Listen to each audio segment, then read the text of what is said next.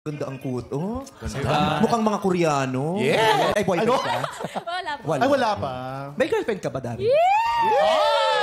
Basta ang sa akin, wag po ninyong papaniwalaan lahat ng mga nababasa at naririnig ninyo. Sana, bago kayong kumusga ng tao or bago kayong magkomento, kasi napakadaling magkomento. Mag-inang Carmina Villaruel at Cassie Legaspi may cryptic post. Pasaring nga ba kay Darren Espanto? Usap-usapan ang cryptic Instagram post daw ng aktres na si Carmina Villaruel na bagamat wala namang binanggit na pangalang mga kasangkot o kung ano ang konteksto nito ay minamali siya ng mga netizen na parinig daw kay singer-actor TV host Darren Espanto.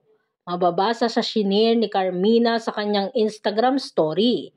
Don't expect the same in return. Timing kasi ito sa pag-amin ni Darren kamakailan sa It's Showtime at sa isang panayam ng ABS-CBN News na single siya at mag-best friend talaga sila ni Cassie Legaspi, isa sa mga anak ni na Carmina at Zoren.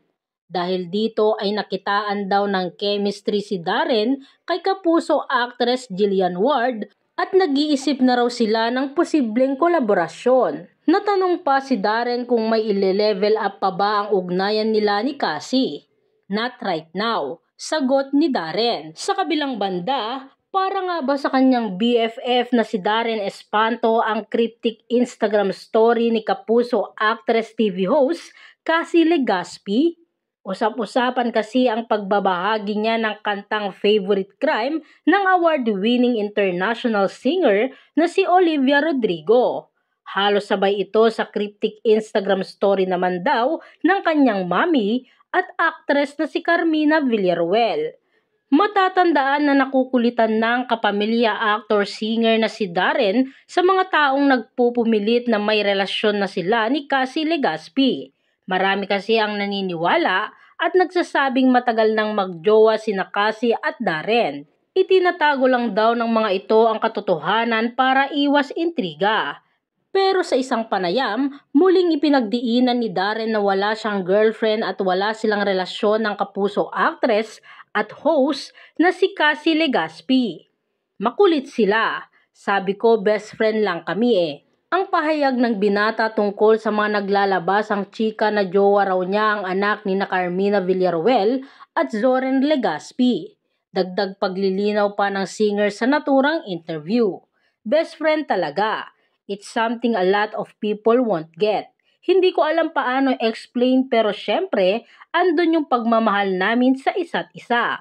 Sa tanong kung posible bang mauwi sa isang seryosong relationship ang friendship nila ni Cassie, no, not right now naman. Samantala, nagulat at natuwa naman si Darren nang maging isa sa top trending topic sa X or dating Twitter ang pangalan nila ni Jillian Ward nang magkasama sila sa unang pag-ere ng It's Showtime sa GMA7 last Saturday. Nagulat din ako, trending din pangalan namin ni Jillian.